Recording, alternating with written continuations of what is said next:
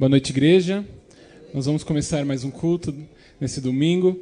E é um domingo especial, porque nós da Unijovem comemoramos mais um aniversário nesse dia.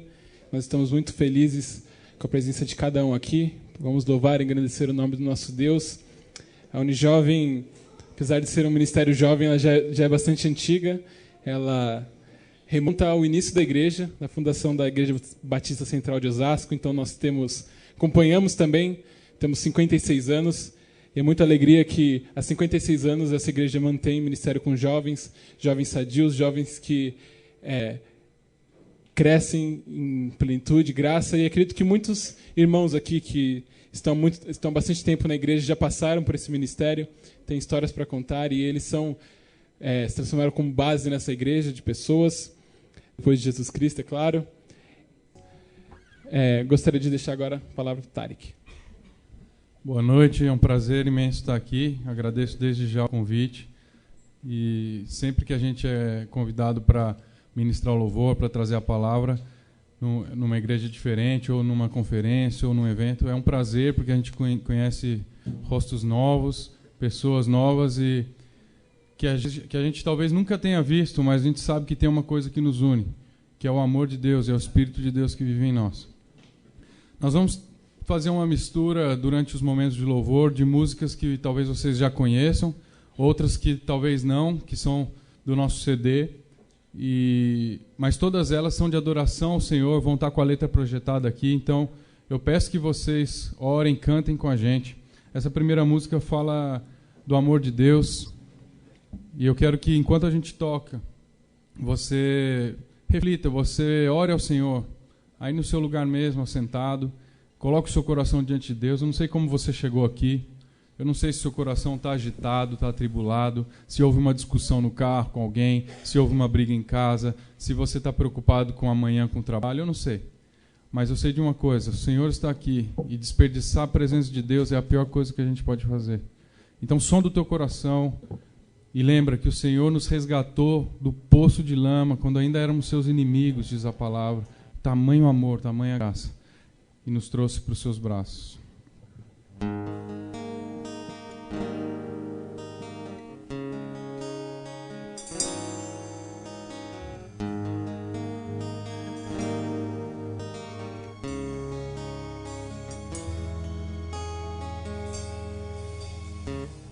Por vales escuros eu passei, em meio às trevas não mais te enxerguei. Por muitas vezes já pensei em desistir, por tantas outras eu pensei em fingir que não te abandonei. Mas o teu amor me alcançou, ouvi tua linda voz, agora livre sou pra te adorar com todo o meu ser em teu altar, minha vida oferecer.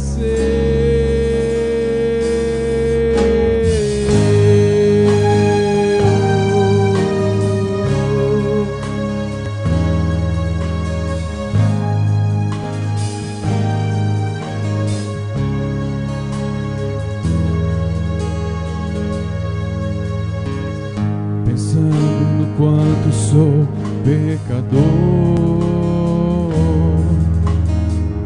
me invade logo teu amor constrangedor.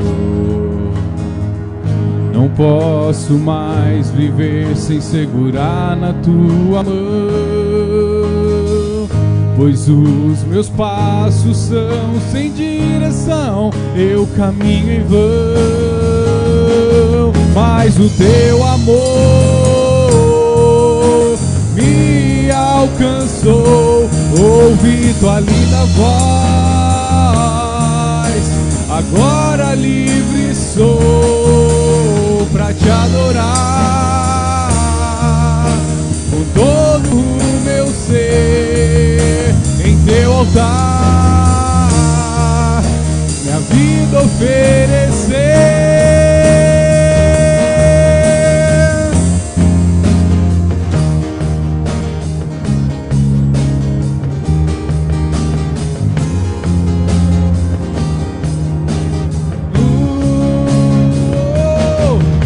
Me leva, Senhor, eu sonharei os teus sonhos. Aponta o caminho, mostra a direção.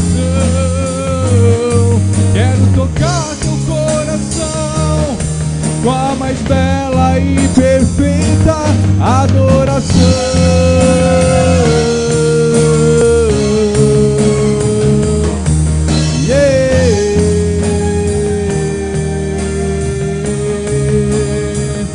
Eu quero te tocar,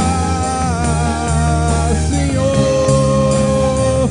Eu quero te adorar. Eu quero me render a ti.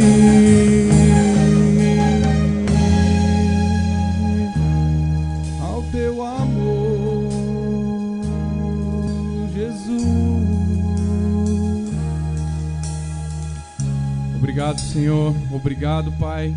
Não podemos deixar de agradecer nenhum dia por tamanho amor que nos resgatou. Esse amor que a gente não compreende, que a gente não entende, porque somos falhos, porque erramos todos os dias, mas o Senhor insiste em nos amar e nos aceitar de volta como aquele pai que aceita o filho depois dele se rebelar e gastar tudo e voltar arrependido. Nós queremos contigo, Pai. Vamos nos colocar de pé. Vamos adorar a esse Deus que é santo, que é poderoso.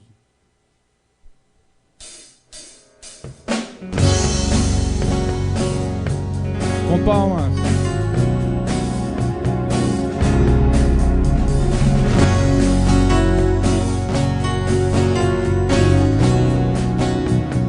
Os homens comigo.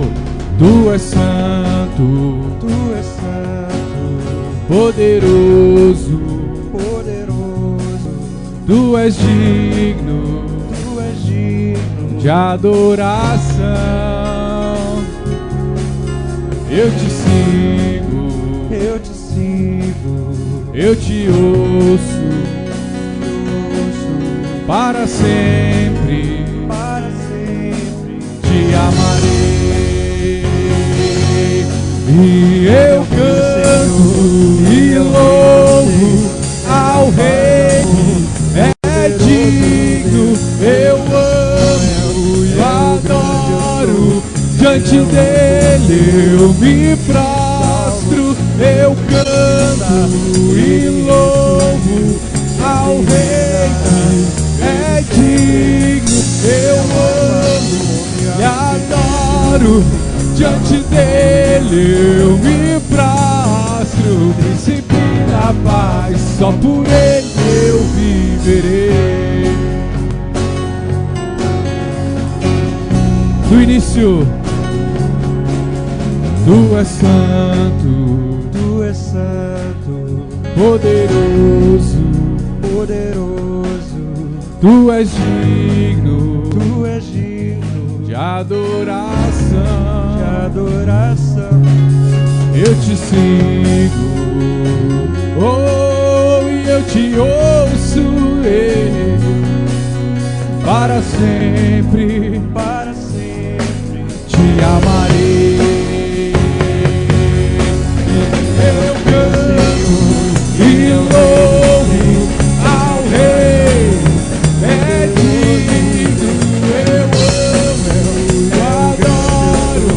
Diante dele eu me prostro, eu canto e louvo ao Rei, é digno, eu amo, eu adoro. Diante dele me prostro, príncipe da paz, só por ele eu viverei. Vamos declarar suas vozes. E eu canto.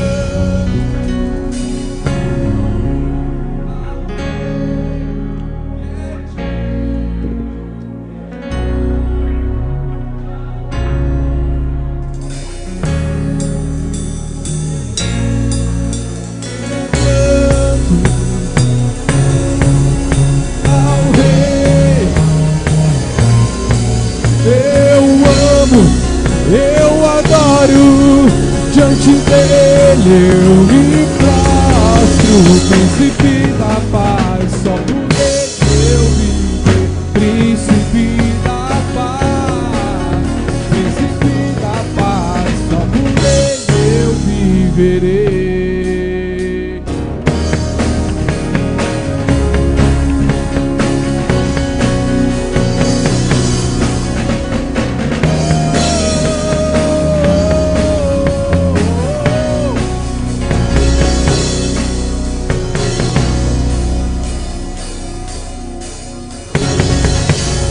Pode aplaudir o nome do Senhor.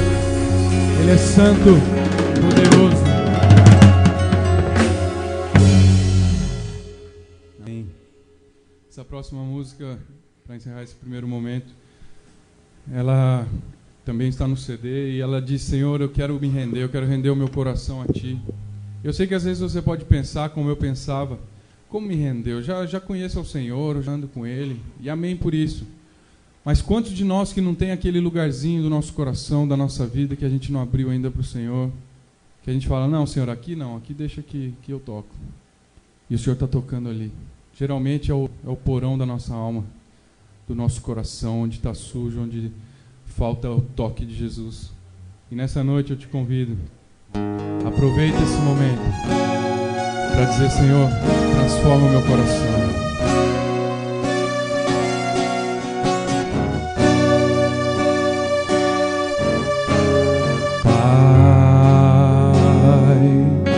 Estou aqui,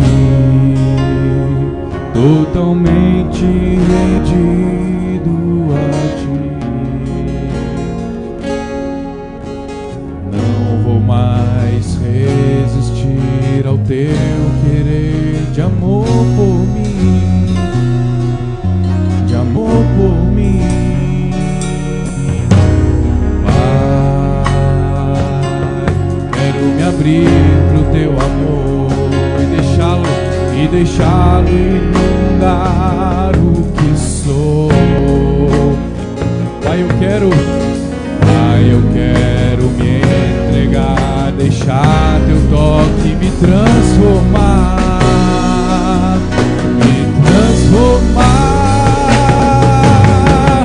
transforma-me, Senhor, pelo poder do Teu amor, pelo poder do Teu amor. Transforma-me, Senhor, peça a Ele, pelo poder do Teu amor, pelo poder do Teu amor. No início, Pai, estou aqui, totalmente rendido a Ti. Se renda aos pés do Senhor Jesus. Não vou mais resistir ao Teu querer de amor por mim, de amor por mim.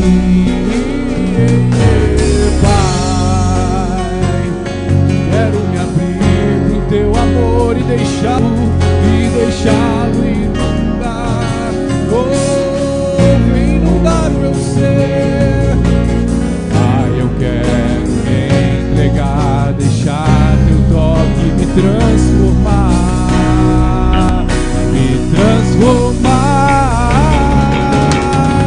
transforma-me, Senhor, pelo poder do Teu amor, pelo poder do Teu amor. Transforma-me, Senhor, pelo poder do Teu amor, pelo poder do Teu amor. Ao ver aquela cruz, não vou mais duvidar, provaste o Teu amor por mim, morrendo em meu lugar. Ao ver aquela cruz, não vou mais duvidar, provaste o Teu amor por mim, morrendo em meu lugar. Transforma-me,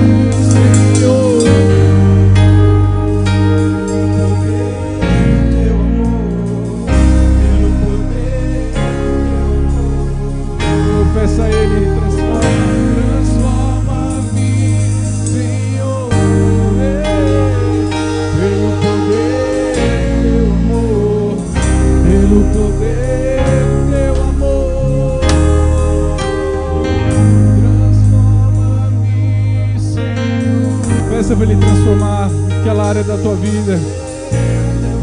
Eu não sei se é o teu relacionamento, se é a tua família, se são as tuas finanças.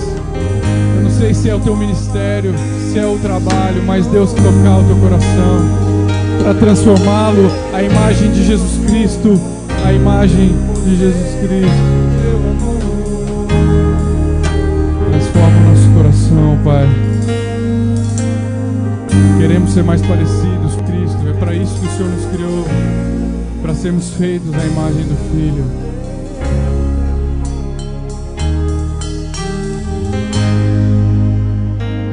Te adoramos, Senhor. Obrigado porque a Tua presença está aqui, porque desde que o véu foi rasgado, a Tua presença, temos livre acesso a ela, temos o Espírito Santo habitando em nós. Isso era impensável no Antigo Testamento, mas o Senhor veio e rompeu aquele véu, e não há mais separação entre nós e o Senhor, não há mais separação entre nós e o Santo dos Santos. Nos aproximamos com ousadia, como diz a palavra, ao trono da graça, para sermos transformados pelo Teu amor. Amém. Amém. Amém. Você pode se assentar.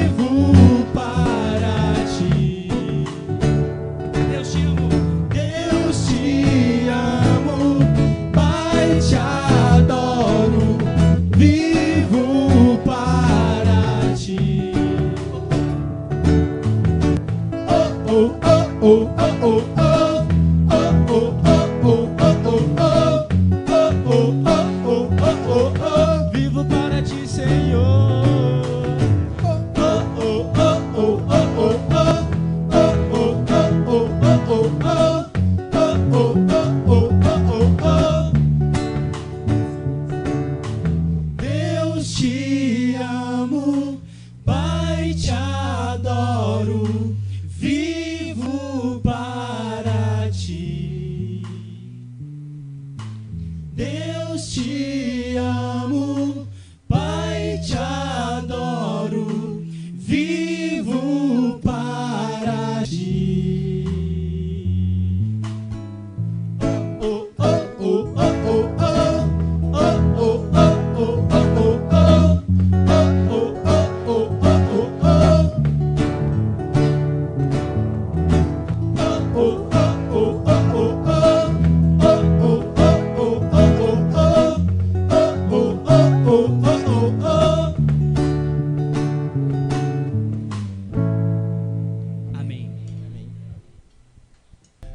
Amém. Tem um texto na Bíblia muito lindo, do apóstolo Paulo, em Filipenses 2.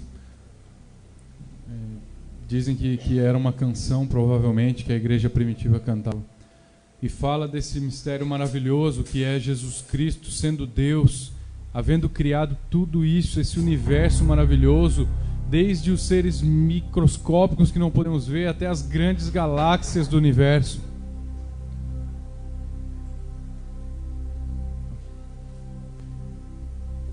Tá bem?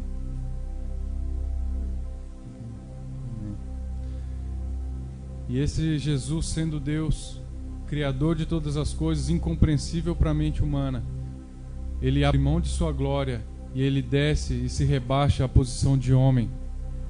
Homem limitado como você e eu, sofrendo angústias, dores, sofrimentos, porém sem pecado. E diz a palavra que Ele foi obediente até a morte, morte de cruz. Mas que a história não terminou aí, que Deus o exaltou sobremaneira e lhe deu um nome que está acima de todo nome. Hoje em dia eu vejo, que no mundo gospel, por assim dizer, há uma carência tremenda de voltar às raízes do que é o louvor e adoração. Adoração ao nome de Jesus somente, o centro em Jesus, uma mensagem cristocêntrica e bíblica e não centrada no homem, nas minhas necessidades, no meu ego, na minha vitória, e é tudo que a gente escuta por aí. Até quando a gente vai focar em nós mesmos e não em Cristo, aquele que era, que é e que sempre será? Assim que devemos ser. Nossas vidas e nossas igrejas têm que exaltar o nome de Jesus somente.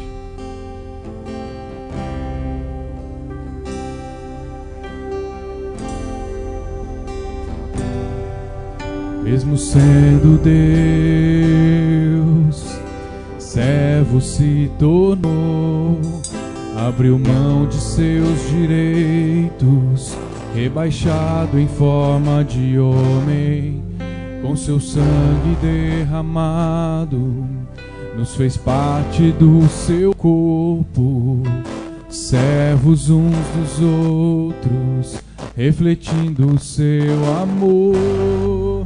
Jesus, servo obediente,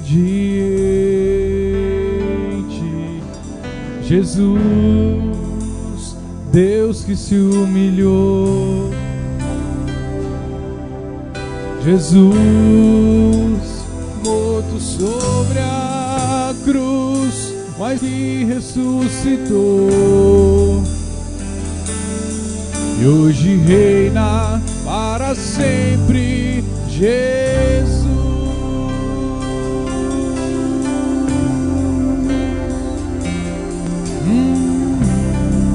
Vamos cantar do início. Coloque-se de pé e adore, mesmo sendo Deus. Mesmo sendo Deus,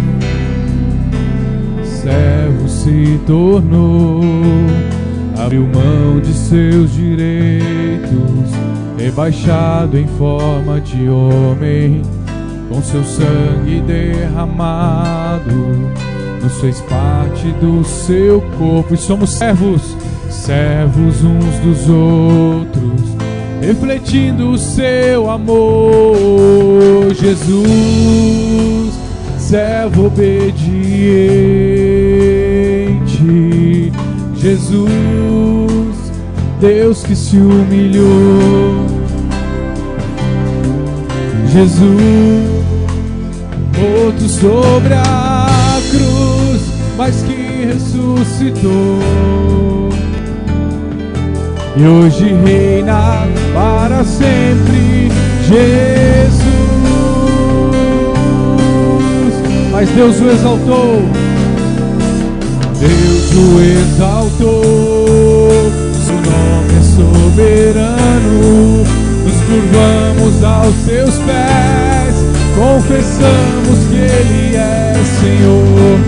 Deus o exaltou, seu nome é soberano, nos curvamos aos seus pés, confessamos que Ele é Senhor.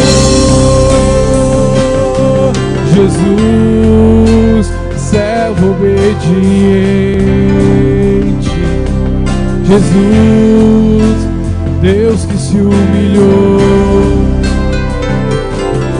Jesus, morto sobre a cruz, mas que ressuscitou. E hoje reina para sempre. Jesus, bem forte. Jesus, servo obediente. Jesus, o Deus que se humilhou. Ele é Jesus, morto sobre a cruz, mas que ressuscitou.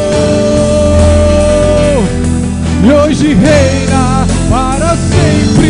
Ele reina sobre todos. Ele reina para sempre. Jesus,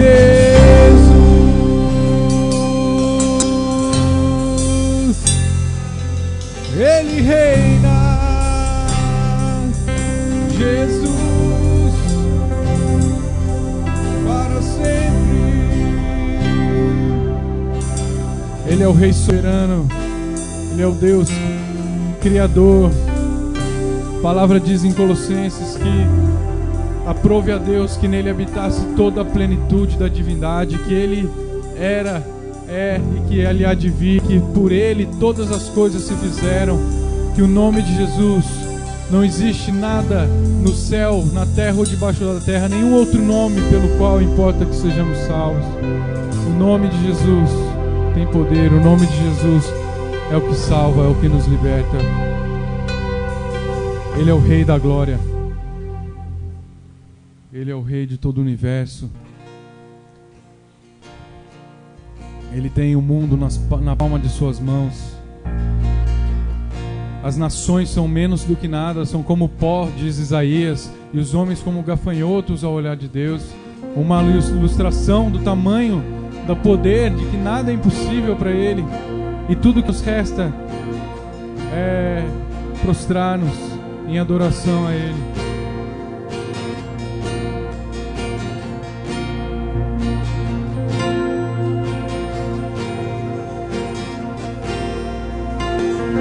As estrelas incontáveis tu conheces todas pelo nome.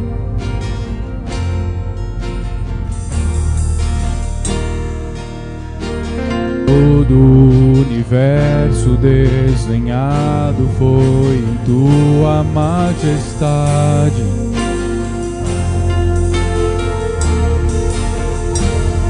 A tua glória brilha aqui. E quanto mais te vejo, eu te amo. Rei da glória, maravilhoso é, não há outro além de ti. Rei da glória, dono do meu coração. E quanto mais te vejo, eu amo.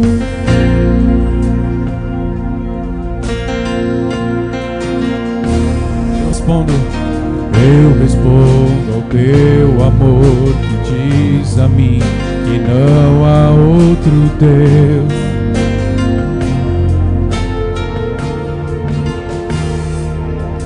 Misericórdia e bondade me acolhem em tua santidade.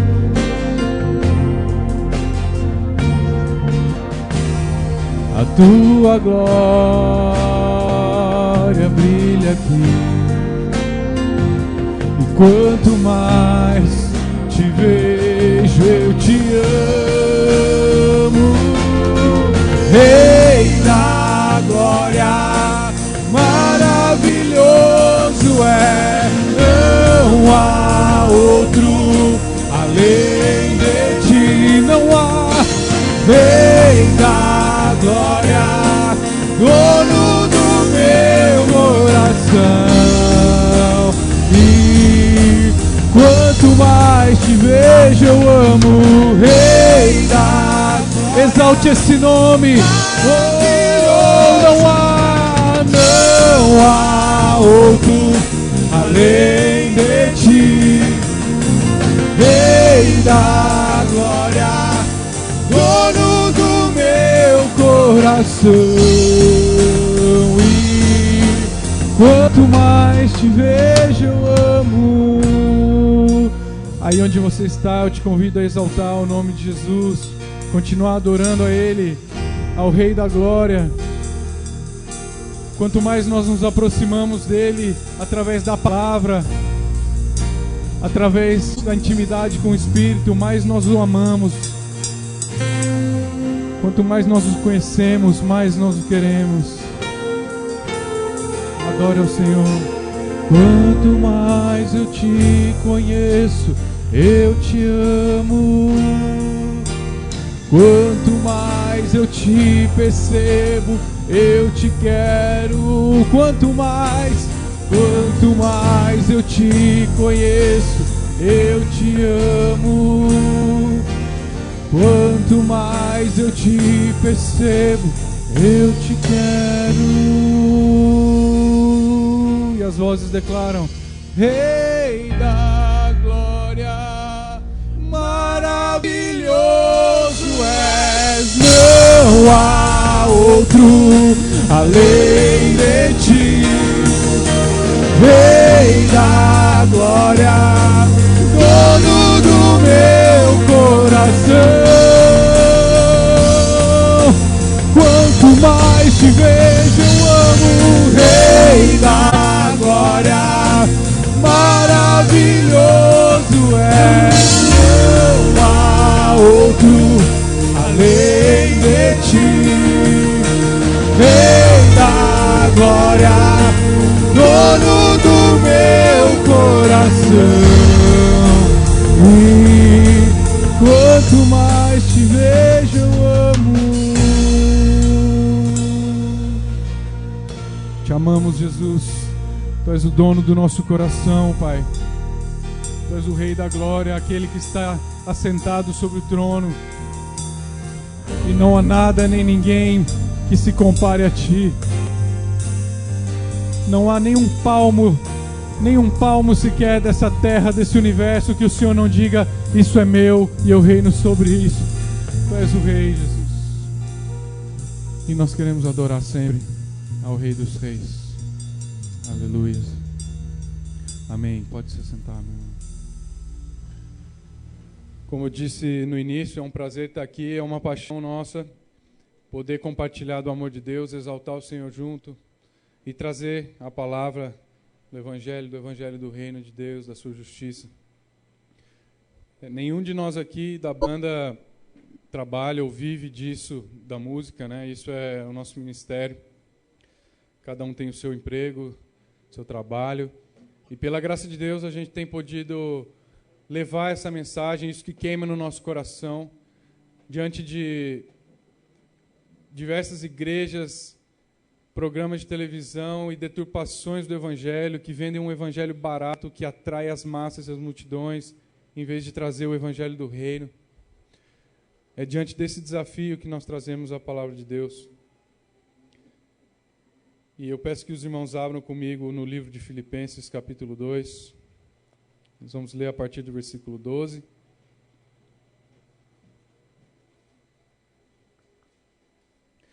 Vou pedir, se for possível, para a gente acender essa luz, para os irmãos enxergarem melhor aqui. Filipenses, capítulo 2, vamos ler do 12 ao 18. Nós vamos usar bastante a Bíblia, então tenha sempre a palavra do Senhor em mãos. Diz assim: assim, meus amados, como sempre vocês obedeceram, não apenas na minha presença, porém muito mais agora na minha ausência, ponham em ação a salvação de vocês com temor e tremor, pois é Deus quem efetua em vocês tanto querer quanto realizar, de acordo com a boa vontade dele. Façam tudo sem queixas nem discussões, para que venham a tornar-se puros e irrepreensíveis, filhos de Deus inculpáveis, no meio de uma geração corrompida e depravada, na qual vocês brilham como estrelas no universo, retendo firmemente a palavra da vida. Assim, no dia de Cristo eu me orgulharei de não ter corrido nem me esforçado em vão. Contudo, mesmo que eu esteja sendo derramado como oferta sobre o serviço que provém da fé de vocês, o sacrifício que oferecem a Deus, estou alegre e me regozijo com todos vocês. Estejam vocês também alegres e regozijem-se comigo. Amém. Senhor, mais uma vez nos colocamos diante de Ti, que o Senhor use este vaso como o Senhor quiser e que a palavra do Senhor seja a que passe nesse momento e tudo venha guiado pelo Teu Espírito. Em nome de Jesus. Amém. Amém. Então Paulo está dizendo numa carta aos Filipenses, que eu recomendo todos vocês a lerem depois em casa, é uma carta curtinha, tremenda. E ele fala, assim como vocês, na minha presença, demonstravam seu amor para Deus e para com o próximo, coloquem em prática a salvação de vocês. Tem algumas versões, na João Ferreira, por exemplo, diz, desenvolver a vossa salvação. E eu sei que para nós de tradição reformada e doutrina reformada, nós sabemos claramente que a salvação é fruto e obra de Deus, pelos méritos de Cristo, pela fé sois salvos, porque pela graça sois salvos mediante a fé. Isso não vem de vós, é dom de Deus, não por obras para que ninguém se glorie, diz Efésios 2, 8 e 9. E nós sabemos claramente que o homem nada pode fazer para alcançar a salvação e para merecer a salvação de Deus. Pelo contrário, aquele que crê que pode merecer algo do favor de Deus, Deus diz que é um trapo de imundície, porque nada se compara ao sacrifício perfeito de Cristo. Então, claramente, nós sabemos que a salvação não depende do mérito humano, mas sim de Cristo, e Deus nos olha através das lentes do sacrifício de Cristo. Porém, isso diz respeito à justificação. Isso não é o fim, isso é apenas o começo. É o começo, e a Bíblia inteira vai falar disso, de uma jornada com o Espírito Santo, que se chama santificação, quando a gente estuda a palavra, que é caminhar o dia a dia, negando o nosso ego, negando a nossa carne, dizendo não para a nossa velha natureza e dizendo sim para Jesus, querendo seguir e imitar aquele que foi o nosso exemplo perfeito, Jesus Cristo. Isso é o processo de santificação, e tem muito crente que acha que a salvação é o fim de tudo. É para isso que que Jesus veio, para salvar o perdido. Então eu estou salvo e agora eu só continuo aqui vivendo a minha vida e está tudo bem, aguardando a minha ida para o céu. E a gente vê que o Evangelho vai muito além disso, meu irmão. O Evangelho do Reino de Deus, e veja bem, eu estou dizendo o Evangelho do Reino e não o Evangelho da Salvação, porque esse termo não aparece na Bíblia, o Evangelho da Salvação. Aparece o Evangelho do Reino.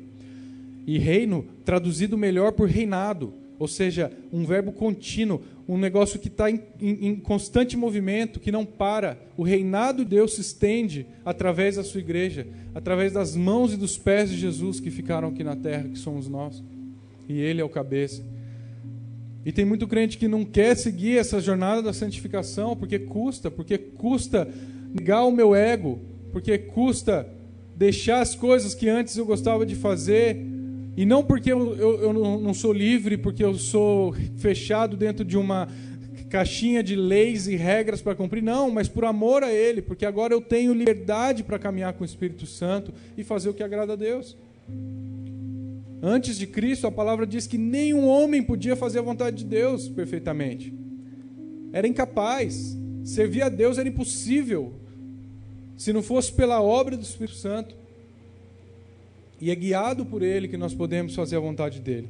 Agora, para onde que eu estou indo? O texto diz que isso tem um propósito, essa caminhada no dia a dia, de mão dada com o Espírito Santo, gastando tempo com Ele, negando a nossa própria carne, buscando ser mais parecido com Cristo, isso tem um propósito. E o texto diz, para tornar-vos irrepreensíveis num mundo corrompido, luzeiros no meio das trevas. Outra tradução que eu gosto muito, sopro de ar fresco no meio da poluição. Pensa nessa analogia. A gente mora em São Paulo, ótima analogia. Imagina, aquele ar que às vezes você, está respirando fumaça de caminhão, tem gente fumando do seu lado, não sei, e você, tudo que quer é respirar um ar fresco. Paulo está dizendo que o crente ele é esse ar fresco no meio da asfixia, da poluição. Essa caminhada com Cristo tem um propósito, nos tornar mais parecidos com Ele.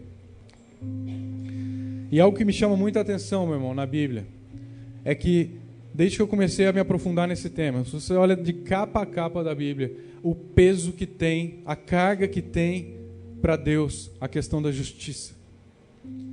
E, por outro lado, o peso da injustiça e da opressão. Como a coisa que mais tem maldições, advertências na Bíblia é contra a injustiça e a opressão.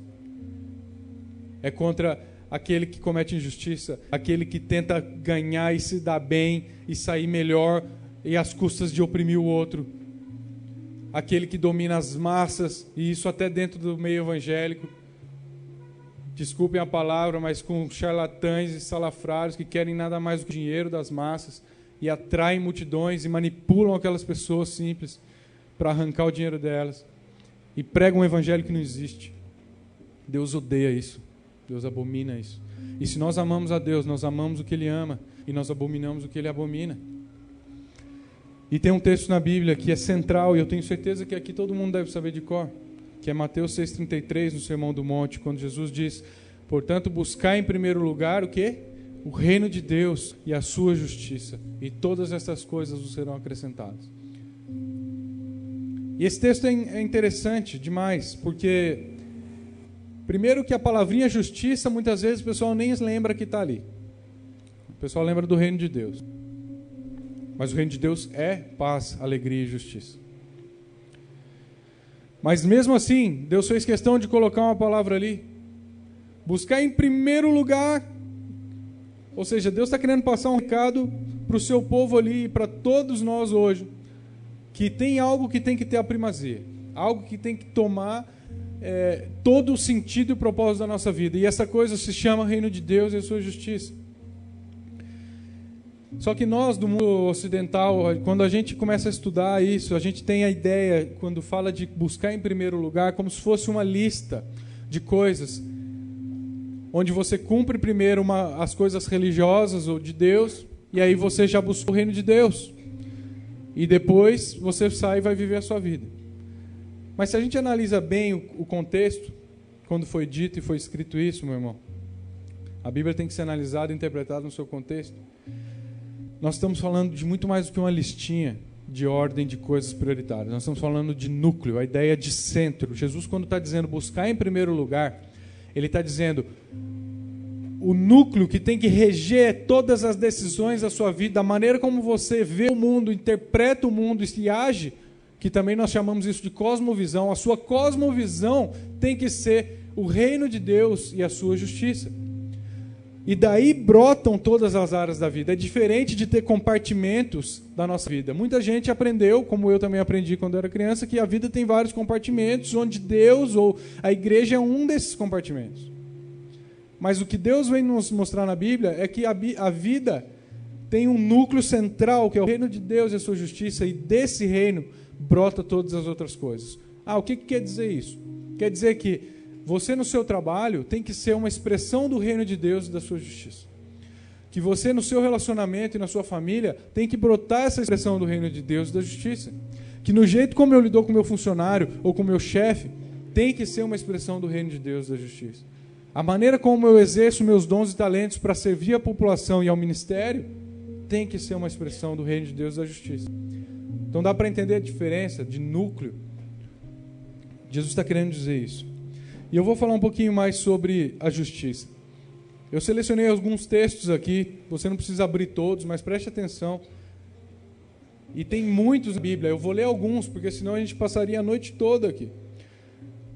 Mas reparem, pois o Senhor, o seu Deus, é o Deus dos deuses e o soberano dos soberanos, o grande Deus poderoso e temível, que defende a causa do órfão, da viúva e ama o estrangeiro e lhes dá alimento e roupa. Isso está em Deuteronômio 10. Órfão, viúva e estrangeiro são representações das classes mais vulneráveis e esquecidas. Outro texto, quando Isaías vem dizer qual que é o verdadeiro culto que agrada a Deus. Ele quer dizer que não adianta não ter nenhum ritual, nenhuma coisa bonita, se a gente não tem justiça. Olha o que diz. Deus pergunta ao povo: será que o jejum que eu desejo não é este? Soltar as correntes da injustiça, desatar as cordas do jugo, pôr em liberdade os oprimidos e romper o jugo? Não é partilhar sua comida com aquele que tem fome, abrigar o pobre e o desamparado, vestir o que está nu e não recusar ajuda ao próximo. Deus está dizendo, esse é o culto que me agrada. Vários outros livros da Bíblia vêm dizer coisas sobre a justiça, que a justiça social é uma marca distintiva de quem se diz seguidor de Cristo. Essa é interessante porque muita gente não conhece. Vocês lembram da história de Sodoma e Gomorra, né? Aquelas duas cidades que foram destruídas por Deus de tanta iniquidade, porque Deus olhou ali e só viu barbaridade. Muita gente só lembra da razão das iniquidades sexuais. E sim, foram muito pesadas. Mas vejam esse texto de Ezequiel 16, dizendo que a falta de justiça também foi um critério de destruição e julgamento. Diz assim, ora, este foi o pecado de Sodoma. Ela e os seus habitantes eram arrogantes, tinham fartura de comida, viviam despreocupados e não ajudavam os necessitados e os pobres. Uau, isso me chocou quando eu li. Quer dizer que de tanto peso que tem para Deus, um ser humano se colocar sobre o outro, um ser humano achar que é melhor do que o outro. Nós somos iguais, em Cristo já não há mais nem judeu, nem grego, nem branco, nem amarelo, nem preto, nem mulher, nem homem, nem escravo, nem livre, mas somos todos feitos à imagem de Deus. E Deus disse que castigou essa cidade porque ela era injusta. Jesus lembra quando disse para os seus discípulos, eu tive fome, não me deram de comer, tive sede, não me deram de beber, fui estrangeiro, não me acolheram, estive nu e não me vestiram, estive enfermo e preso e não me visitaram. Os discípulos falaram, mas Senhor, quando foi que o Senhor teve em todas essas situações? A gente não lembra. E ele falou, quando um desses pequeninos passou por isso, eu estava lá passando por isso também. E poderíamos seguir por muitos outros. Quando o próprio Jesus veio anunciar o seu ministério na sinagoga, qual o texto que ele abriu? Isaías 61, dizendo, o Espírito do Senhor está sobre mim. E ele mostra ali claramente a sua agenda de doação pelo próximo, dizendo, ungiu-me para levar as boas novas aos pobres, para cuidar dos que estão com o coração quebrantado, libertar os cativos, proclamar o ano da bondade do Senhor. Quando falta justiça, meu irmão, qualquer outra atividade é desprezível para Deus.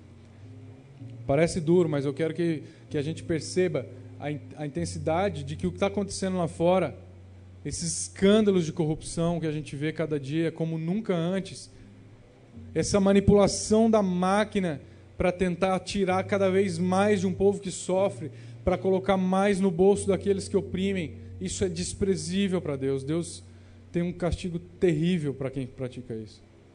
E às vezes a gente pensa que que a corrupção está só lá fora, mas esquece de analisar o nosso próprio coração. Quando a gente para na vaga do idoso, quando a gente dá um jeitinho de furar a fila, quando a gente vai passar um reembolso de despesa na empresa e coloca que o táxi, em vez de custar 40, custou 50, porque eu embolso 10. E a gente acha que essas coisinhas pequenas não são corrupção. Isso tudo é parte do que eu estou falando desse conceito de justiça. Jesus se indigna com o abuso de poder, Jesus se indigna com a manipulação, Jesus se indignou em diversas ocasiões com a opressão. E eu vou dar alguns dados que podem chamar bastante atenção. Dados reais, você pode pesquisar depois aí na internet, você vai ver. O Brasil tem o PIB, né, o Produto Interno Bruto, ou seja, que mede a riqueza do país, é o oitavo, era o sétimo, agora é o oitavo mais rico do mundo. Você sabe disso? Que o Brasil é o oitavo país mais rico do mundo. Já chegou a ser o sexto, mas está por aí.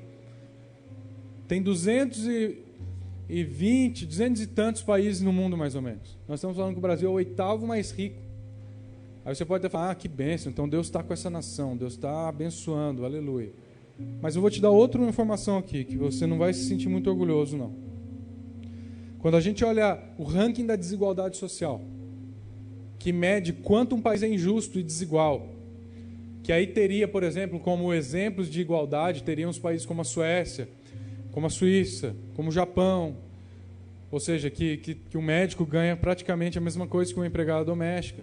Estamos falando de igualdade de distribuição. E não estou dizendo que eu sou contra a meritocracia no trabalho, nada disso. Eu vou contar um pouquinho do nosso trabalho depois. Estou só dando um exemplo de que onde existe opressão, existe cada vez mais a tendência de afastar as massas. Muita gente, muita com pouco, e pouquíssimos com muito. Então, voltando à informação. O Brasil, sendo o 8º país mais rico, quando a gente vê o ranking da desigualdade social, aí eu vou falar de baixo para cima, para não demorar. Mas o Brasil, é o 7º país mais desigual do mundo. Então, nós estamos falando que tem 6 países, que são todos, quando eu fui pesquisar quem são 6 países africanos, que são os mais desiguais do mundo, passando por guerra civil, passando por problemas de imperadores ainda, coisas que a gente vê, desgraças terríveis. Aí você pula esses países, quem que vem lá encabeçando a lista? O Brasil. E isso chacoalha meu coração quando eu vejo. Como é possível que o 8º país mais rico em produção de riquezas do mundo, seja também um dos mais desiguais e opressores desse planeta? E uma última informação. A questão tem um estudo muito interessante que traça a linha da pobreza. O que é a linha da pobreza? É um cálculo muito bem fundamentado que mostra, que estima quanto uma família precisa de renda por mês para ter o básico, para não passar necessidade. E aí cada país tem a sua, né? Depende do custo de vida. Quando a gente vê a do Brasil, essa linha, ou seja, que todo mundo que tiver dessa linha para baixo não está conseguindo o básico. Está passando necessidade, chega no fim do mês, não tem o básico. Moradia, saúde, educação, investimento, comida, o básico do básico.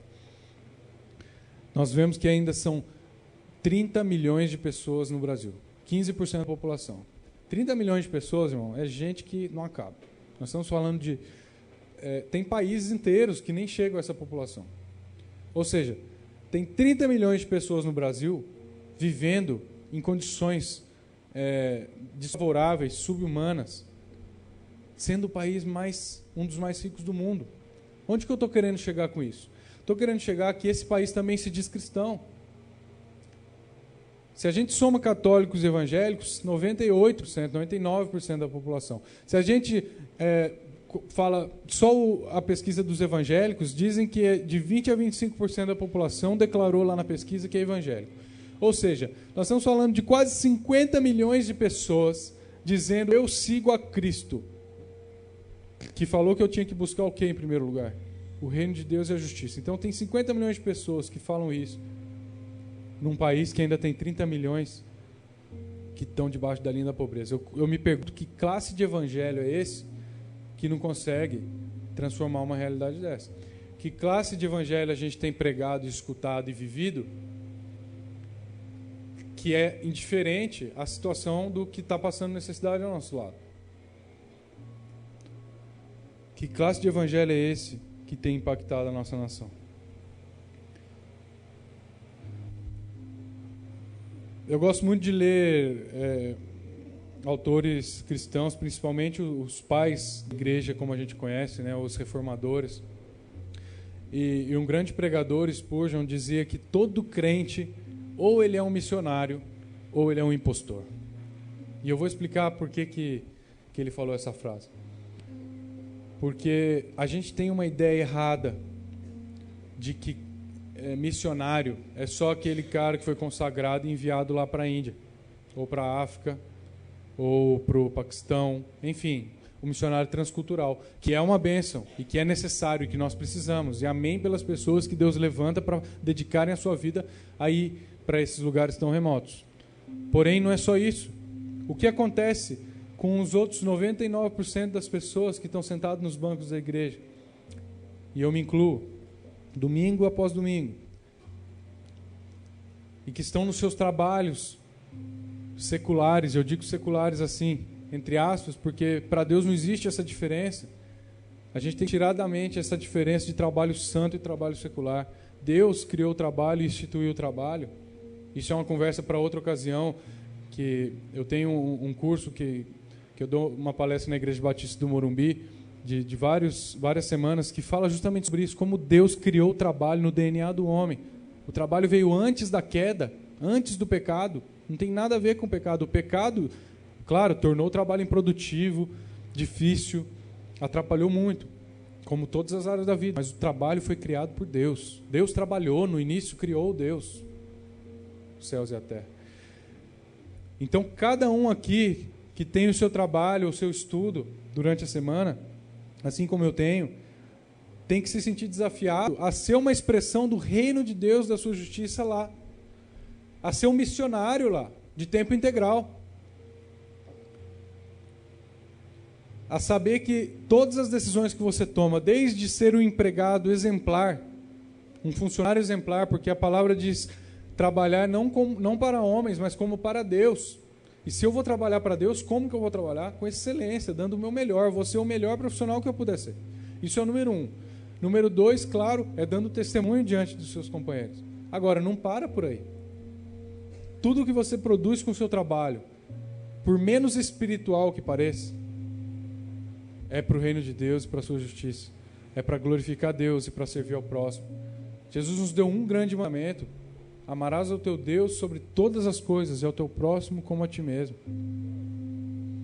Eu estava conversando com alguns amigos e eles falaram: não, mas o que eu faço é um trabalho super técnico, que não tem nada a ver com o ministério, com o reino de Deus.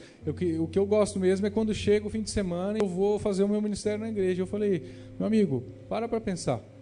Se o seu trabalho técnico que você faz de segunda a sexta não existisse, essas máquinas iam deixar de funcionar. E essas máquinas são milhões de pessoas que usam todos os dias para o seu benefício, para poder ter uma vida melhor. Por exemplo, uma pessoa que é mecânico de carro pode achar que o seu trabalho não tem nada a ver com o reino de Deus. É claro que tem. Você está servindo ao próximo sendo um bom mecânico de carro, fazendo bem seu trabalho e cobrando um preço justo. E eu poderia dar diversos exemplos aqui. Mas seja você um engenheiro, um médico, um secretário, seja você, não sei, uma contadora, uma administradora, um gerente, um executivo, você tem que usar isso para o reino de Deus, para a sua justiça. Eu quero te dar alguns exemplos de pessoas na Bíblia que entenderam isso. Por exemplo, José do Egito, uma história que quase todo mundo conhece. Foi vendido como escravo pelos seus irmãos por causa de inveja. Aí se destacou na prisão, foi levado para a casa de Potifar. Ali a mulher de Potifar quis abusar dele, ele fugiu, ele foi preso, acusado injustamente. Depois ele voltou a ser exaltado. E, enfim, resumindo a história, ele chegou a ser o número 2 do Egito. O Egito era basicamente o mundo conhecido na época, ou seja, ele era a segunda pessoa mais importante do mundo, digamos. Era o faraó e depois ele. E sabe o que esse homem fez? Com a sua administração, com a sua profissão de administrador, de político, de governador, ele previu que ia haver, ele calculou que ia haver tempos de seca muito grande. E para poupar o povo durante esses 7 anos de escassez que estavam por vir, ele instituiu 7 anos de economia, de guardar a comida, de guardar os grãos, poder poupar, poder fazer um estoque. E quando chegou o tempo de fome e seca, esse povo não pereceu. Aí você diz: o que tem de espiritual nesse trabalho? Se não fosse isso, não existia povo de Israel. Tinham sido extintos lá. Se não fosse por isso, talvez a gente não estaria aqui. Então a gente está falando de uma pessoa que entendeu que a sua profissão como governador podia impactar milhões de pessoas. Outro exemplo, a rainha Esther, judia, que chegou diante de 1000 mulheres que o rei queria casar, mandou fazer uma passeata de todas as mulheres bonitas do reino. Imagina, querendo escolher, essa não, essa sim, essa talvez, essa não. Esther. Deus agraciou essa mulher e ela foi escolhida pelo rei para ser a sua esposa.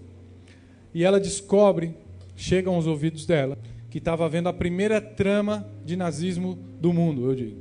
Amã trabalhava na cúpula do rei, queria exterminar os judeus. E isso chega ao ouvido de Esther. E resumindo a história, você pode ler, é bem curtinho o livro também. Esther vem e influencia o rei com a sua posição de esposa. O rei era muito soberbo, era muito difícil de ser acessado, ele não daria ouvidos para ninguém, mas para sua esposa ele deu ouvidos. E ela impediu uma chacina da raça judia. E o seu tio Mardoqueu diz no final da sua vida, pensa que talvez foi só para isso que Deus te levantou até aqui. Toda a sua vida foi para esse momento que você impactaria o resto de toda a população. E eu poderia seguir por vários exemplos. Vamos chegar um pouquinho mais próximo. Não precisa estar tantos anos atrás na Bíblia. Vamos trazer um pouco mais para cá. Tem um cara chamado William Wilberforce. Ele era um inglês do século XIX, final de 1700, começo de 1800, morreu no século XIX. E ele tinha tudo para viver uma vida confortável, era bem de vida, classe social alta, tinha umas doenças que não deixavam ele sair muito de casa. E esse homem, Deus colocou uma carga muito grande no coração dele contra a injustiça. Naquela época a escravidão regia o sistema do mundo. E esse homem disse, isso não está certo, que existe escravidão no mundo, com uma raça dominando sobre a outra, explorando a outra. E ele quando se converteu e ele teve um encontro com Jesus e entendeu que o encontro com Jesus gera essa transformação, ele até perguntou para o seu amigo John Newton, que por acaso é o compositor da música mais cantada da história, Amazing Grace, Maravilhosa Graça, e disse, o que eu tenho que fazer? Eu me converti agora, vou para o seminário, vou virar monge, vou fazer o quê? Ele falou, não, vai ser o melhor político que essa nação pode ter. E esse homem dedicou toda a sua vida para a abolição da escravatura, sofrendo ameaças de morte, sofrendo injúrias, humilhações. Ele dedicou toda a sua vida, e não estou falando que foi pouco tempo, foram cerca de 40 anos, batalhando por uma causa. E 3 dias antes da sua morte, ele conseguiu o que ele batalhava. E eu fico imaginando a sensação de dever cumprido, uma pessoa que, por causa do entendimento do reino de Deus, usa o seu trabalho para isso. Imagina se ele tivesse ido para o seminário. Nada contra, claro que tem que ter pessoas que vão estudar para ser pastores. Mas Deus chamou esse homem para ser o melhor político que aquela nação podia ter. E da Inglaterra, a abolição foi para toda a Europa, depois veio para o Brasil, para os Estados Unidos. Então a gente está falando que ele desencadeou algo que fez bem para o mundo todo. E temos outras histórias. Mandela, poucos sabem que Mandela frequentava uma igreja metodista. E ele acabou com o apartheid na África do Sul. Então nós temos exemplos e exemplos de pessoas que, através da sua profissão, conseguiram impactar o mundo. Os maiores cientistas físicos e filósofos do mundo eram cristãos e tinham um entendimento da graça de Deus. Ao contrário do que muita gente agora, nos últimos anos, tenta colocar que a ciência e a fé não conversam. Isso é um absurdo. E eu quero mostrar para vocês uma apresentação. Vamos para a apresentação de PowerPoint. Porque muita gente fala, não, legal, mas o que eu posso fazer? E eu vou dar alguns exemplos próprios da minha caminhada. É uma apresentação. Enquanto abre, eu até vou pedir perdão que eu não me apresentei de forma completa. Eu sou de Minas Gerais, eu fiz a faculdade lá, me formei. Aí eu casei com a Flávia, ela não pôde vir porque a gente está com uma bebezinha de 1 mês, que não pode sair de casa, que está gripadinha, e uma outra que vai fazer 2 anos. E ela pediu desculpa de não poder vir. Mas a gente teve a graça desde que nos casamos, Deus nos deu muitas experiências e oportunidades de morar em vários países. Eu trabalhei durante 10 anos na P&G, na Procter, gerenciando várias marcas e passando por vários países, Venezuela, Chile, Panamá, depois de volta no Brasil. E recentemente, faz 1 mês, eu fui para Danone, trabalho na Danone. E o que eu vou mostrar aqui para vocês é um pouquinho que tem a ver com isso. Quando eu trabalhava no Panamá e eu era gerente dessa marca que está aqui em cima, que chama Safeguard, que não tem aqui no Brasil, é um sabonete antibacteriano, parecido com aquele Protex. Eu trabalhava com aquela marca e eu via que ela tinha um propósito muito bonito de tirar, as enfermidades das crianças para que elas vivessem melhor, através de uma boa higiene e tal. E um dia eu pensei, por que a gente não faz isso aqui na comunidade em volta do escritório no Panamá, que tem tanta necessidade? E eu propus para o presidente da unidade, e ele gostou tanto, né, do projeto. Eu falei, vai dar um super nome para a empresa, para a marca, a gente coloca os patrocínios, mas vamos fazer uma obra lá. Vamos, topou. Então, do dia para a noite, uma ideia que eu tinha sozinho no coração passou a ter o respaldo de uma empresa multinacional enorme. O Ministério da Saúde do Panamá me liga porque quer ficar bem com a empresa, então me oferece um monte de médico voluntário. O outro me oferece dentista, aí o pessoal começa a doar produto, começa a fazer um monte de coisa, e a gente conseguiu colocar o mutirão da saúde. Então fizemos diversas coisas, vacinação para as crianças, oftalmologistas, dentistas, distribuição de produtos, nutricionista e por aí vai. E esse projeto deu tanto certo, mobilizou tanto a comunidade, que continua se repetindo ano após ano, mesmo depois que eu já saí de lá. E está duradouro. E depois eu voltei de lá e eu falei, puxa, eu notei que as mães aqui, muitas delas solteiras, abandonadas por seus maridos, não tem com quem deixar os filhos. E aí foi o próximo projeto. Falei para o meu chefe, precisamos construir uma creche. E aí aquela velha história, vai dar um nome para a empresa, o que o senhor quiser, a gente faz e tal, mas vamos. E ele abraçou a causa, e a gente foi, a gente conseguiu levantar recursos, e construiu a creche, trocou o mobiliário, e estendeu um pouco dignidade para essas pessoas que viviam tão próximas de nós. Outros exemplos. A P&G, quando eu trabalhava lá, até no ano passado foi que a gente fez isso, existe um produtinho, esse sachêzinho de água não, é um pozinho que você joga na água, para todas as populações do mundo que tem água podre, água suja, cheia de vermes contaminados. Esse pozinho é uma tecnologia que a empresa conseguiu desenvolver com todo o estudo de inovação e mata todos os micróbios e bactérias da água. E a pessoa pode beber aquela água sem ficar enferma. E essa tecnologia a P&G não vende, um monte de empresas já quis fazer dinheiro com isso. Ela fala, não, esse é o meu braço social da empresa.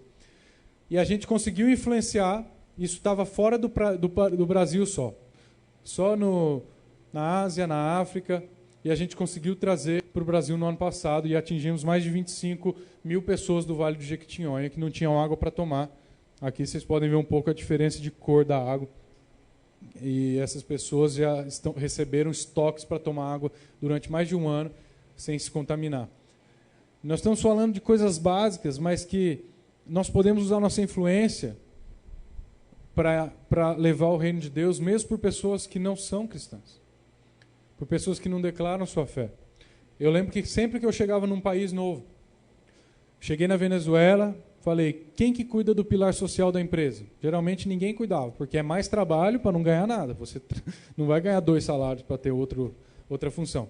E eu queria pegar, eu falava, passa para mim, porque eu queria canalizar isso para o reino de Deus. Em vez de ajudar uma obra qualquer, a gente vai ajudar aquelas que a gente sabe que são genuínas. Fui para Santiago, morei 3 anos lá, e também a mesma coisa. Vivemos aquele terremoto terrível de 2010, muitas famílias desamparadas, e a gente conseguiu canalizar ajuda para elas. E lá em Santiago, Deus também foi muito gracioso, onde eu pude concluir meus estudos teológicos na Igreja Presbiteriana de Santiago. Depois no Panamá, fizemos várias obras também. Essa, por exemplo, é no Panamá. O nosso grupo de célula, a gente entendendo que o reino de Deus e a sua justiça são a coisa mais importante da vida, a gente dizia, uma vez por mês, pelo menos, a nossa reunião vai ser fora.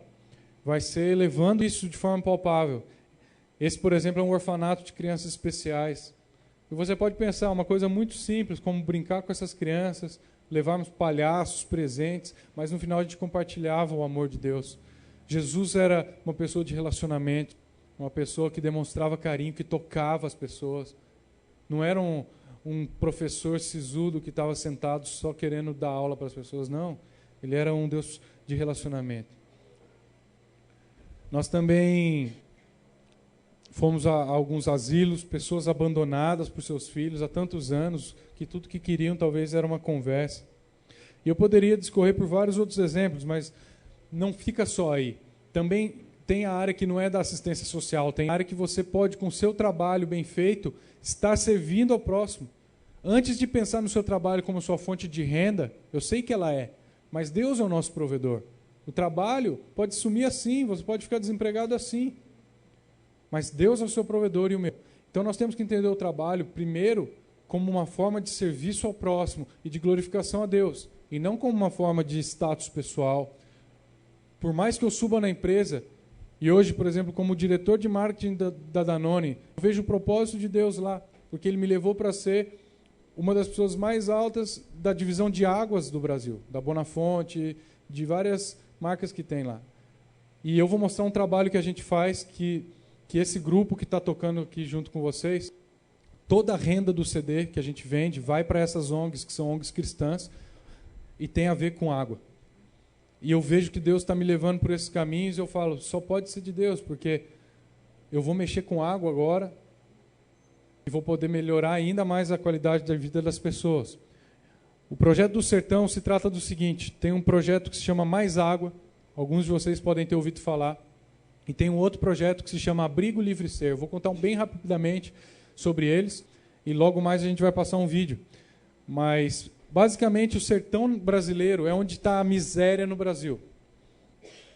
Nós temos a informação do IBGE que a população só do Brasil, do sertão, são de 24 milhões quase de pessoas.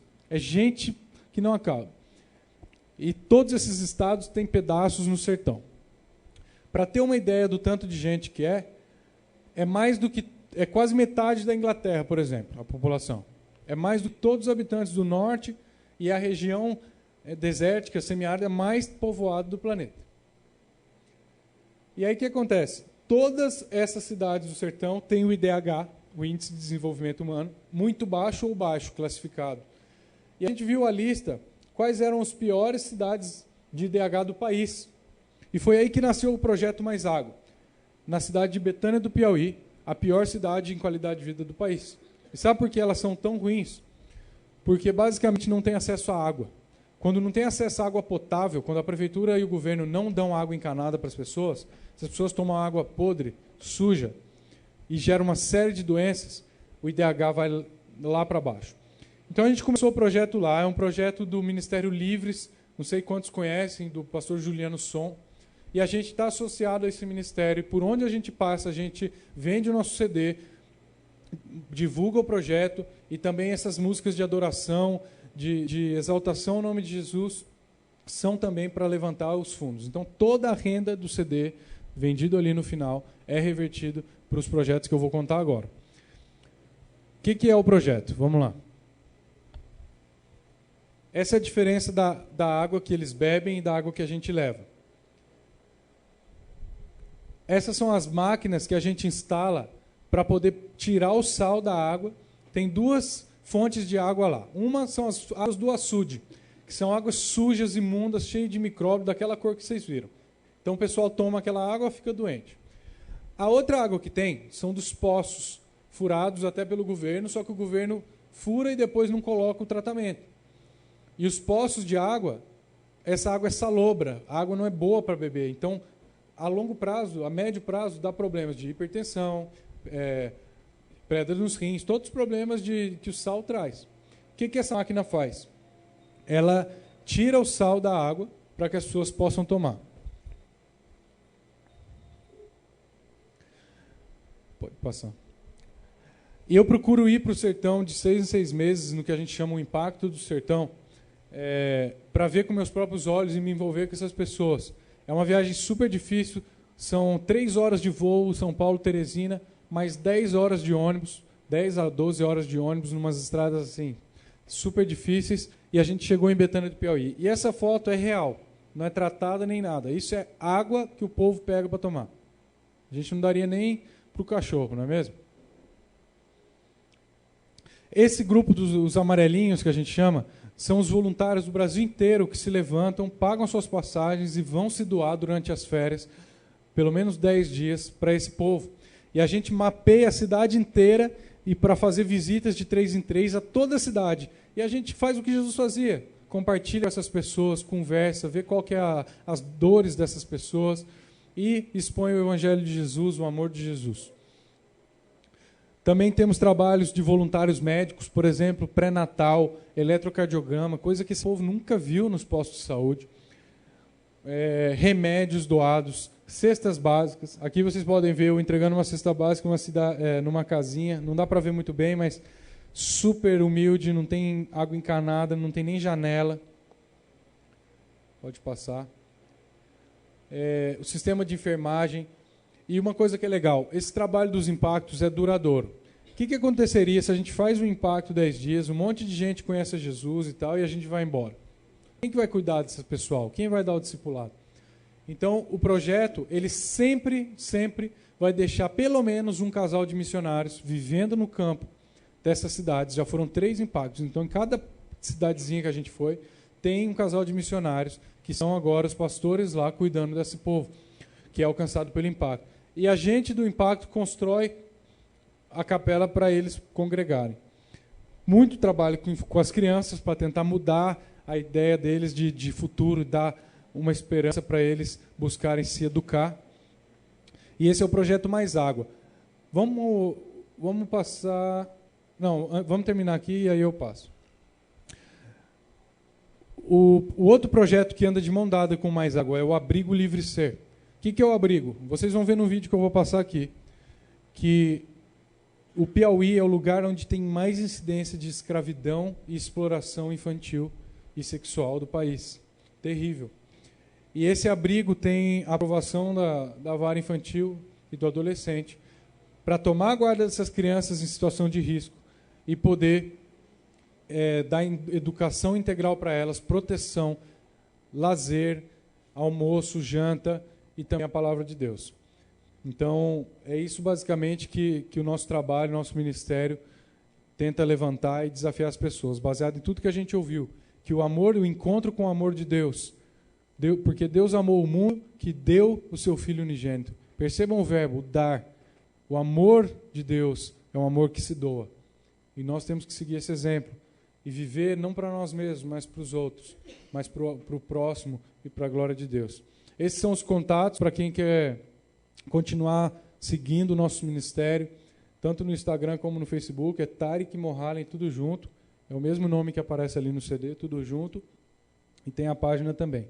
Agora a gente vai mostrar bem rapidamente. Tem um vídeo que fala do Mais Água, de 1 minuto, e o outro de 4 minutos sobre o abrigo. Eu quero que você preste bastante atenção. Acho que a imagem não... Isso. Esse é o do Mais Água. Eu filmei agora quando estava lá em janeiro.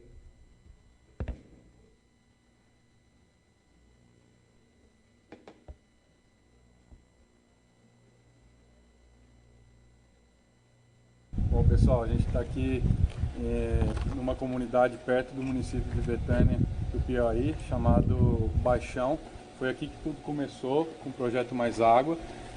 Isso que vocês estão vendo é a base de um dessalinizador, que eu vou mostrar para vocês como que é. Mas é basicamente uma máquina que vai tirar as impurezas e o sal da água para que ela vire potável. A água aqui é salobra, não é apta para o consumo. E uma máquina como essa, ela custa ao redor de 25 a 30 mil reais e tem sido toda feita através do projeto. Já são 5 máquinas dessas em comunidades como essa, que tem trazido desenvolvimento e evitado 80% das questões de saúde nos postos que vem consumo de água não apta para o consumo.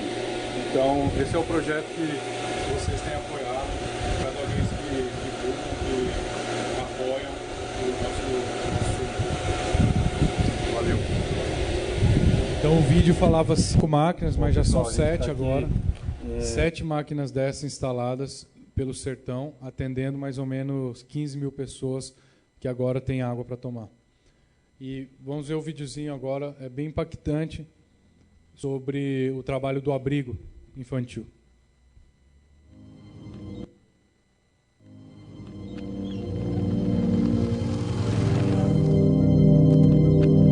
Na última vez que nós estivemos aqui, você tinha 9 filhos. 9 filhos. Você deu 3? Eu dei 3. Pra quem? Eu não sei.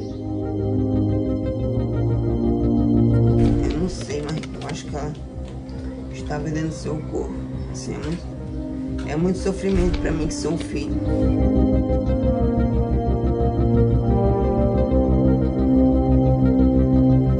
Esse feijãozinho foi para todo mundo comer hoje, que teve aqui. Só ele.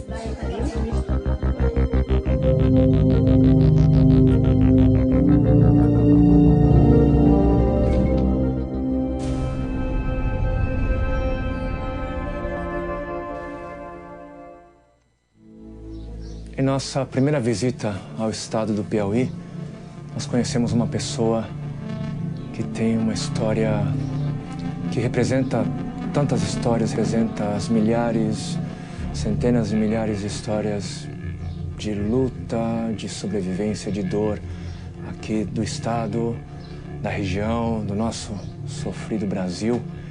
E ela vai contar para nós um pouco dessa história. Da última vez que nós nos conhecemos, você tinha parado, né, de se vender e não tinha parado. Até hoje. Você faz isso desde a sua adolescência? Desde a minha adolescência. Quando eu era pequena, eu andava no mundo. Meu pai me batia, me espancava. Aqui me estupava uma vez. É muito sofrimento para mim que sou um filho. Eu gosto muito da minha mãe. Eu acho que ela está vendendo seu corpo.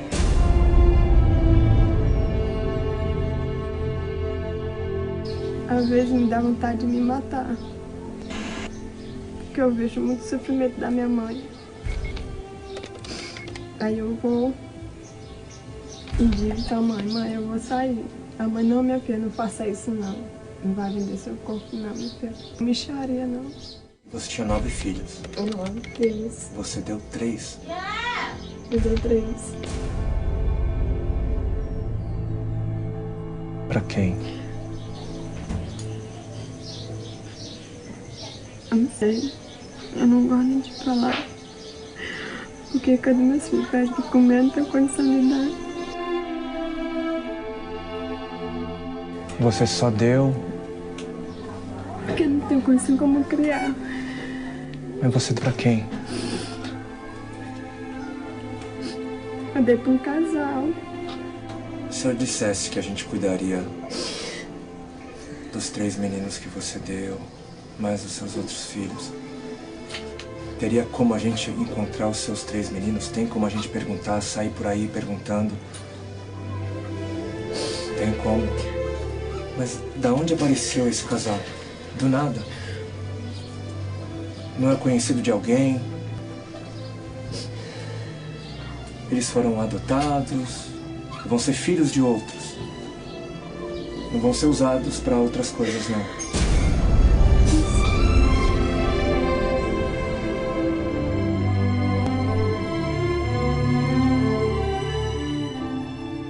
Agradeço muito a Deus por você ter aparecido aqui em casa. Hoje não tinha nada.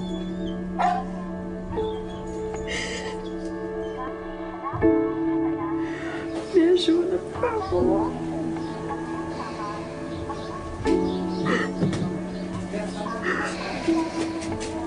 Eu não aguento mais. Não vai essa vida, não.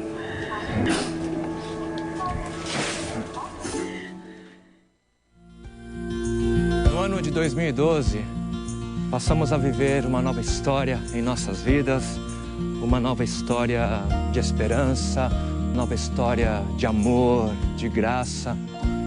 E por conta dessa história, nós viemos parar aqui, em Teresina, na capital do estado do Piauí.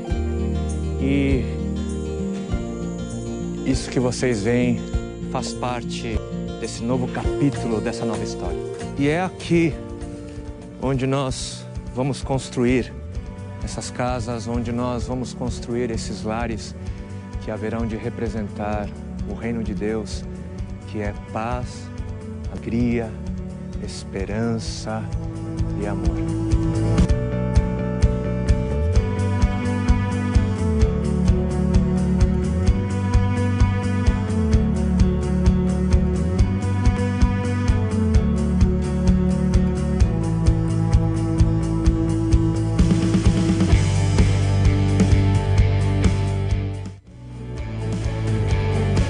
porque o reino de Deus não se constrói sozinho, porque o reino de Deus não deve ser construído sozinho, eu queria deixar aqui um convite, fazer uma convocação a você que é nosso amigo, a você que torce conosco, que você possa continuar a orar conosco por esse projeto, pelas vidas que serão alcançadas, pelas realidades que haverão de ser transformadas neste e a partir deste lugar, e também fazer uma convocação para que você se doe conosco, a fim de que o reino, a fim de que a esperança, a fim de que tudo aquilo que representa o Evangelho possa alcançar essas vidas para a glória do nome que é sobre todo nome, para a glória do nome do nosso Senhor Jesus.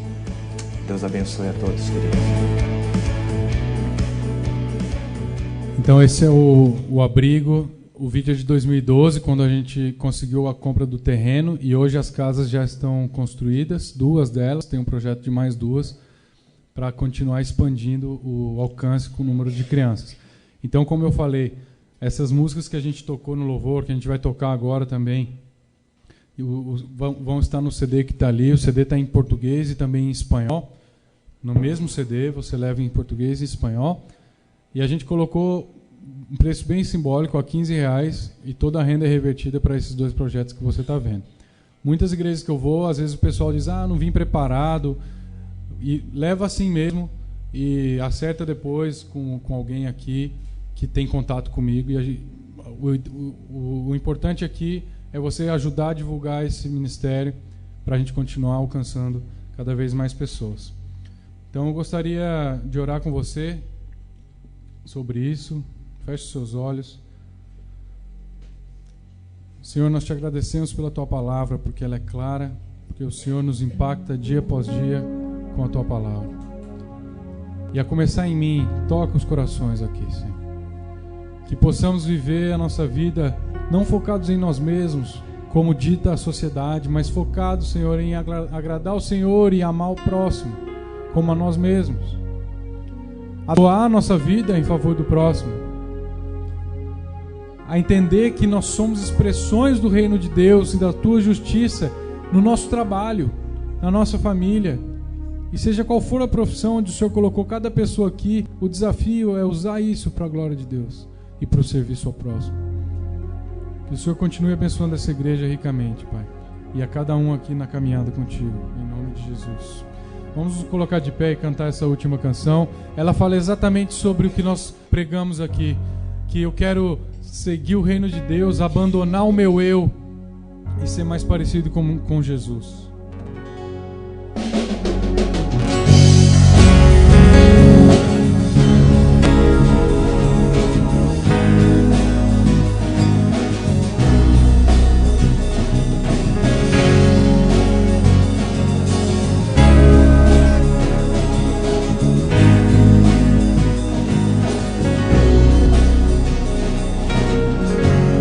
Quero ser teu rosto para a multidão, inclinado para servir, motivado por amor e compaixão, como um dia fizeste a mim, abandonando o meu eu, levando o reino de Deus. Eu quero ser como tu, te seguirei até a cruz.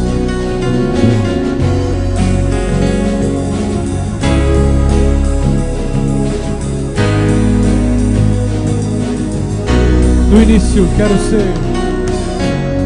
ser teu rosto para a multidão, inclinado para servir, motivado por amor e compaixão, como um dia fizeste a mim, abandonando o meu eu, levando o reino de Deus. Eu quero ser como tu,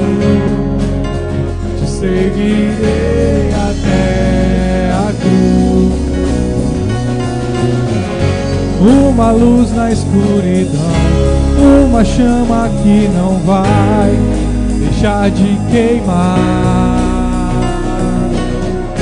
Pão que mata a fome, ser a voz daqueles que não podem falar, espalhando amor e paz, esperança e justiça, anunciar, abandonando meu eu, levando o reino de Deus. Eu quero ser, te seguirei até a cruz, abandonando meu eu, levando o reino de Deus. Eu quero ser como tu, meu Jesus, te seguirei até a cruz. Uma luz na escuridão, uma chama que não vai deixar de queimar. Pão que mata a fome, ser a voz daqueles que não podem falar, espalhando amor e paz, esperança e justiça, anunciar. Amém, meus amados. Deus abençoe vocês, pastor.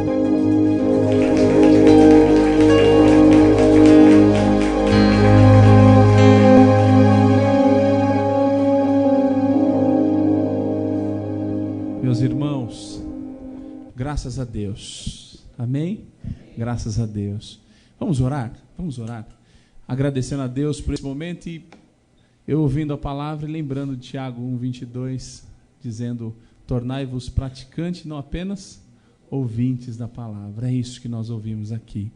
Graças a Deus que vocês estão aqui firmes e fortes ouvindo a palavra de Deus. Hoje me causou grande impacto ouvir essa palavra e à tarde eu ouvia um coreano falando no Facebook, chamou muito minha atenção. Ele falando a respeito da nossa adoração a Deus, de que nada pode roubar esse momento nosso.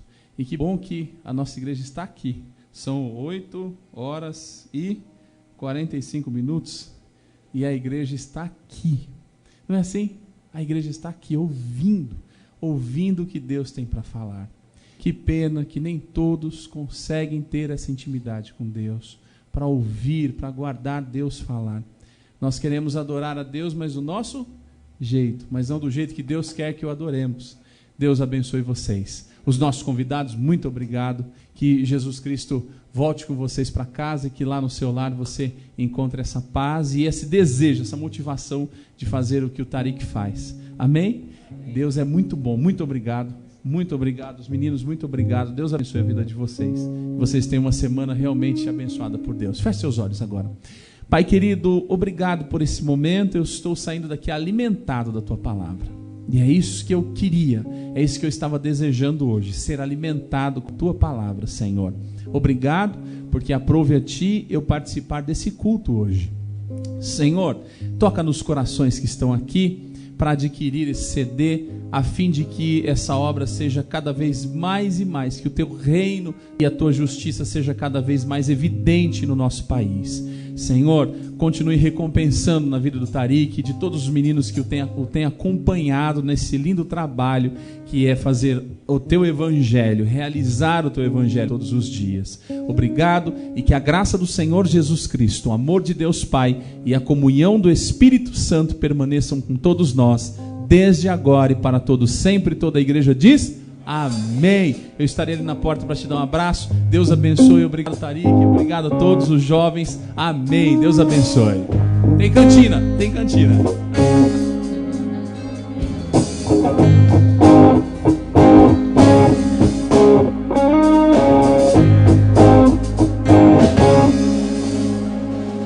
Aquele que sonda o meu interior, me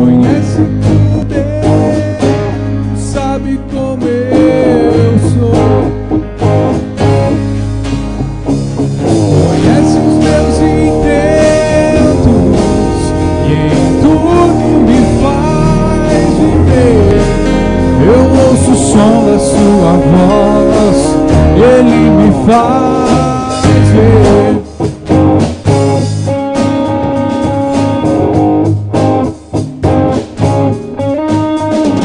Aquele que sonda o meu interior,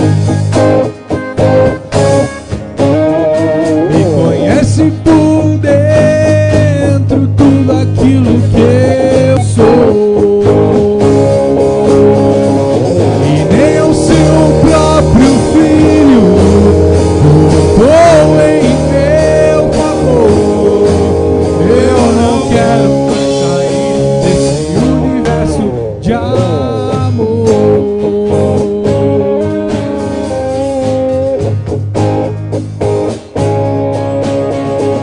A Ele todo som de todos nós, a Ele todo tom e toda voz, cantem glória.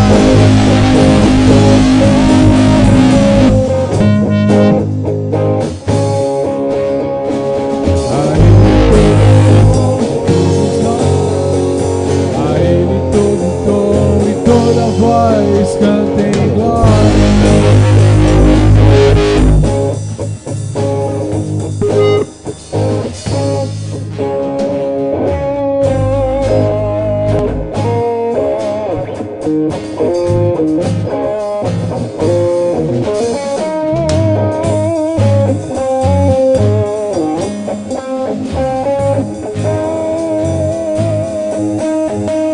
E nem ao seu próprio filho poupou em meu favor. Eu não quero mais sair desse universo de amor.